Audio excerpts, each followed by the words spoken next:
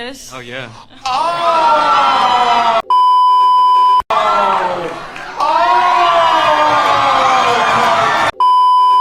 Story time. This time I went on a date and he brought a friend. It was about the third person I had gone out with after my divorce. And so I was still new to the dating scene again, like being back out there. But I will never forget this. I was there and we were in like this half round booth and, you know, getting a drink, and somebody comes out of the table and I think it's like maybe somebody he knows. It's a friend that he had come to the restaurant, like just in case, maybe just in case he had a bail or whatever it was. But I just remember thinking like, wow, this is it. And I remember this too. At first I thought, oh, well, that's kind of nice. Maybe he wanted to introduce me. And then I thought, what are you talking about? This guy wanted to have a backup plan. Not cool. Oh, in case you were wondering, last date. So apparently, this was only her third date after getting divorced. And somehow the guy decided that one awkward date wasn't enough. He brought a backup teammate.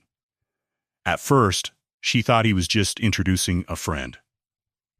Sounds polite, right? Yeah, for about 5 seconds.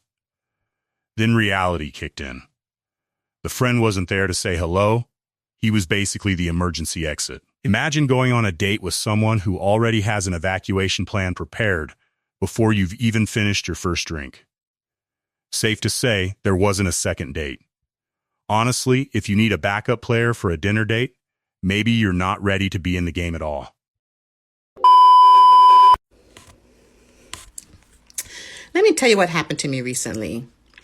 I went on a date with a gentleman who I met a few weeks prior, probably about a month now.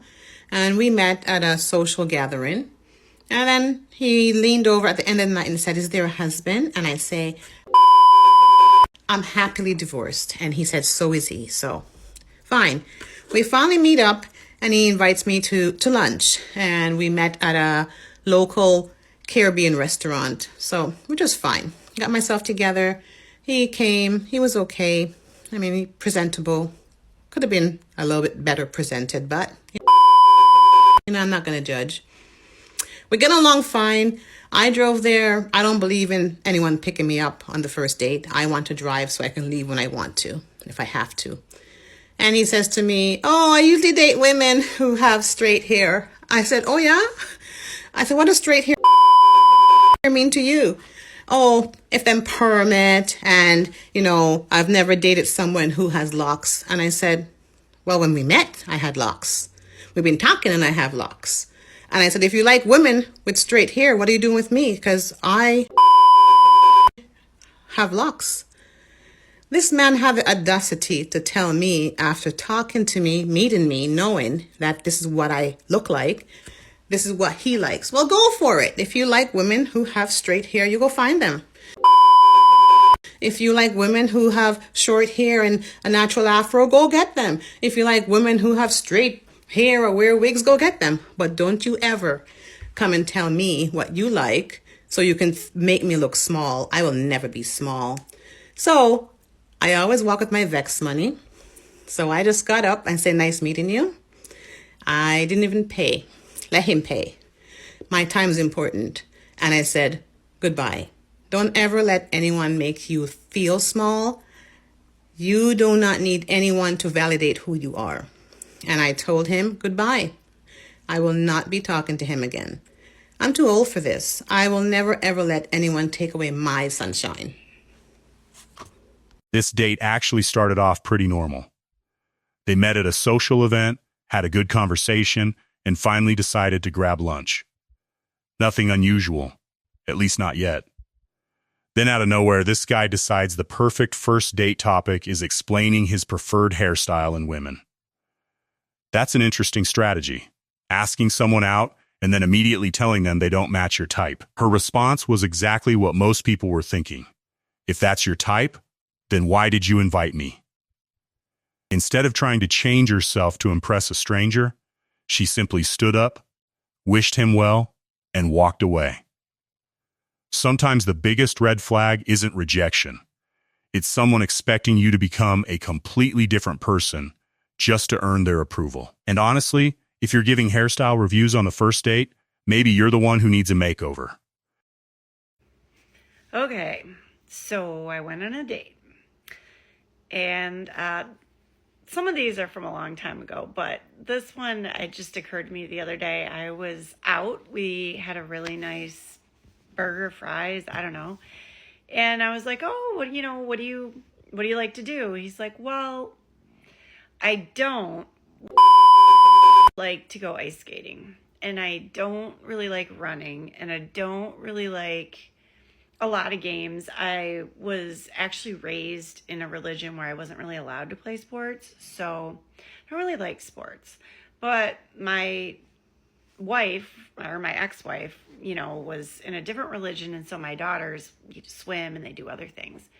And I was like, oh, okay, well, so is there any particular foods you like to eat? Or, well, I do like a burger, but I don't like tomatoes, and I don't like cheese, and I don't really like French fries, and I don't really like pickles. And I'm like, oh, all right. So, is there any particular music you like? Well, let me tell you, I really don't like country, and I really don't like, the entire date was a series of things this guy didn't like. And I kept going, okay. And I kept trying different subjects, thinking there's got to be something positive here. I don't think I've ever met such a negative person. He was very nice. He was just, he hated everything. This date turned into a masterclass in negativity. Every simple question got the exact same kind of answer. What do you like to do? A list of things he doesn't like. What's your favorite food? Another list of things he won't eat. What music do you enjoy? You guessed it, more things he can't stand. At that point, it wasn't even a conversation anymore. It felt like she was interviewing the world's grumpiest restaurant critic. The poor woman kept searching for one hobby, one passion, one thing that made this guy light up. But apparently the only thing he was truly passionate about was complaining. A first date is supposed to help someone discover who you are, not serve as a 30-minute presentation on everything that annoys you. If your personality is just a list of dislikes, don't be surprised when there's nothing to look forward to after the check arrives. Hey you guys, it's Chrissy, and it's another beautiful day. I have a story time. So I'm in my mid-50s, right? My birthday is next month, and it's a whole nother year. I'm getting closer to 60, closer than you know. All right, so dating in Dallas. I live in Plano, and so I was at the farmer's market this past weekend, and I met this guy who kept asking me about fruit that he knew I didn't know about. And then he says, oh, we should go and share a table and talk. I just thought, okay, this guy's asking me out. I'll go. So he kept asking me, can I pick you up? Can I pick you up? My radar, it kind of went up. I don't really like go on first dates where they pick me up. But I said, you know what? This guy seems harmless. Okay. So he gets to my home, and immediately he says, get this, ladies. Where's your restroom? I'm thinking, okay. Use the one in the hallway. He said, I was waiting on you, so I stopped by a store and got some ice cream. I need to use your restroom. So our radar went off all right, so what is he gonna do? Well, what he did was stay in my restroom in the hallway for about 36 minutes. I counted. He comes back out, and at this point, I'm thinking, how gross. I'm not going. And he says, you ready? And I said, well, let's do this another day. And he says, why? It goes back to the fact that after 20 minutes in the restroom, he knocked on the door. And I thought someone was at my front door, but it was him knocking at the bathroom door. And he says, do you have any more toilet paper. And I said, look on the back of the commode. There should be toilet paper there. It's like 3 rolls and the rest are in the cabinet. So he comes out, and after I said, maybe we'll do this another time, he says, I think you're a little childish. I said, I'm sorry? And I kind of feel like he tried to insult me by saying I was childish. So I said, well, let me walk you to the front. And so he's like, so we're not going anywhere for real. And it's like, no. Because in my mind, ladies, you know how we think. I'm thinking you could have planned this better and not taken a shit at my house. Now, I'm going to tell you I'm a little petty because after he left, I went in the restroom because I live alone. And I thought, because the commode was not in the state that I had it in before. And I flushed several times. It was just like, I'm tired of dating. I'm tired of dating because if this is a first date, what would I have to go through in the future? So, like, you're not thinking this out. Why would you eat ice cream if it makes you do that? And I'm going to say it again. It's a beautiful date. But ladies and gentlemen, please tell me what you think. Like, that didn't go anywhere. Am I too much? Am I overthinking it? Do I even need to date? I don't know. Now, this might be one of the wildest first date stories in the entire video. Everything started off normally. She met a guy at a farmer's market. He seemed friendly, and after insisting on picking her up, she decided to give him a chance. Then, before the date had even started, he walked into her house and immediately asked to use the bathroom.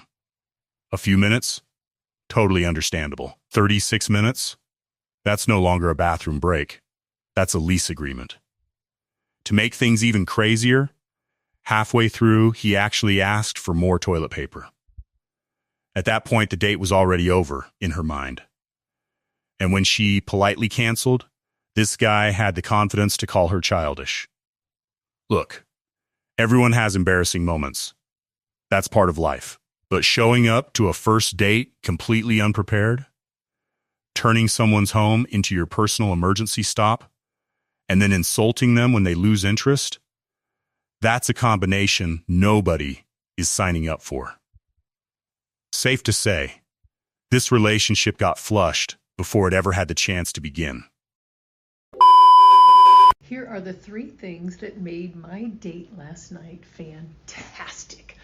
I am single and I have been dating and looking for someone for a hot minute, and here are the 3 things that he did that made me go, okay, this guy is awesome. 1, he was on time and he texted me to let me know his arrival time. 2, he listened and asked me questions, and he let me answer and didn't interrupt me. And if he did try, like, even cut me off remotely, he apologized and let me finish, which is the right thing to do. And 3, he walked me to my car and did not try to kiss me. He was a gentleman. He gave me a nice hug and he kissed me on the cheek, and we talked about when we would see each other again. So, men, take note. That is what you should do on a date. The other things I liked about him is he's younger than me. He's really hot. He's got an amazing job. He speaks 3 languages. He's been to over 70 countries. He's lived in London, Paris, and now LA. Yeah, pretty cool. I'm very excited. But for men out there listening, yeah, take note of that, because that's what ladies are looking for. They're looking for people to respect them. So I hope this helps, and follow me for more dating. And by the way, my name is Nancy. I'm a widow, and I was married for 14 years to a fantastic man who died of cancer. And I have recently started dating again. Well, not recently, over a year now. But Anyway, yeah, it's very fun and exciting. Thank you. Bye-bye. After hearing all those dating disasters, this one almost feels like a plot twist. No crazy ex stories. No surprise backup friend. No bathroom emergencies. Just a guy who showed up on time, actually listened, and treated her with respect. Funny enough, none of these things are extraordinary. They're the absolute basics. But in today's dating world, basic manners are starting to feel like premium features. He texted when he was on his way, let her finish her sentences, apologized when he interrupted, walked her to her car, and didn't rush for a kiss. Instead, he ended the night like a gentleman and made plans for a second date. It's kind of ironic. After listening to so many stories about impossible standards, the qualities she appreciated most weren't money, looks, or status. They were simple respect and good manners. Maybe that's the real takeaway here. Sometimes the fastest way to stand out isn't by trying to impress someone. It's by simply acting like a decent human being. There was a guy out there, his name is Ankeet, and the second Aniela walked out, he was interested. And then the second Margot walked out, he was also interested. So this guy just wants to shoot for everyone. Pick between the three. All right, is there an Ankeet out there? Is there an Ankeet? You're right there. Oh my God. Wow. Oh my God. All right, guys, give it up for Ankeet. Wow. He's a smart man. I'm just gonna come up and try to get one of these. What do you want, my friend? Want her. Oh. He wants Aniela. Oh, wow. All right, so give your pitch then. You look like Mario Lopez. Keep going. I'm 34. I'm a lawyer. I have real estate. I have a job. I have a car. I don't have any credit card debt. I have an 800 credit score. Wow. And I have a six-pack. Show it. You said you had a six-pack? Yeah. Show it. Show it. Show it. Show it. Show it. Show it. Show it. Oh my God! I'm gonna vomit. Oh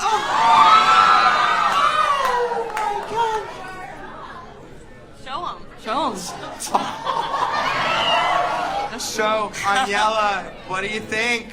Well, that was fun. That was really good. You have a very nice face. You're a very good-looking guy. How big are you? Slightly above average. Like, what's that mean? So average in America's 5 inches. So more than that. A little more than 5? Like 6.5. Whoa. It's a nice size. What kind of lawyer are you? I'm a divorce attorney. Divorce? Oh Damian, he's a wow! prenup. I love this guy. Well, I'm gonna be hiring you because anyone that agrees to marry me will want a divorce one day. So Aniela, are you interested in this high-profile divorce attorney? Oh, what the heck? I've never seen this before. Like, you have a job. Like, that's cool. And you have a six-pack. That's cool, too. I had never really seen that either. That's awesome. I appreciate the balls to come up here and want me. That's hot. That's hot. No one else did it. Do you want a kiss? Oh, yeah.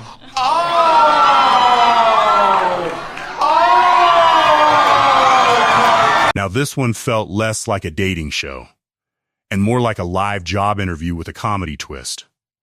The moment this guy walked on stage, it was obvious he wasn't shy. He confidently introduced himself, revealed he was a divorce attorney, claimed he had a six-pack, and even started listing his qualifications like he was reading off a resume. At one point, the conversation somehow turned into discussing his height, his career, and even whether he was slightly above average. Safe to say, this audience got way more information than they were expecting. To his credit, though, you've got to respect the confidence. Most people would freeze in front of a crowd that size, But this guy leaned into the moment and actually made everyone laugh. Whether his pitch was smooth or completely chaotic is up for debate, but he definitely made sure nobody forgot his name. If you enjoyed today's video, don't forget to like, subscribe, and turn on notifications so you never miss the internet's funniest dating moments. And tell me in the comments, who had the craziest dating story in this video? I read your comments, and your favorite clip might even make it into the next episode. Thanks for watching, and I'll see you in the next one.